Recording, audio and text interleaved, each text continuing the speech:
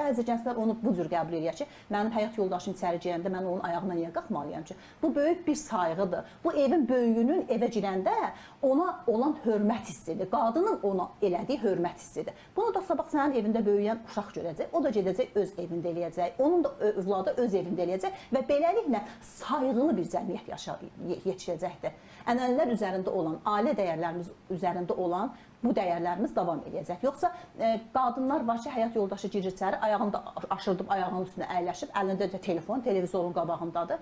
Heç belə, necə deyirlər, vecini almır ki, mənim yoldaşım girib, mən qalxmalıyam, ona çay verməliyəm, çörək verməliyəm, salam verməliyəm, qarşılamalıyam. Bax, soyuq münasibətlər də bundan yaranır. Bəzən deyirik ki, bizim həyat yoldaşlarımız bizi sevmir, bizə sayğı bəsləmirlər. Bəs sən həyat yoldaşının hansı sayğını bəsləyirsən? O evə girəndə onun ayağına qalxmağı, özünə, necə deyirlər axı, yaraşdırmırsansa, sən ondan hansı sayğını görə bilərsən?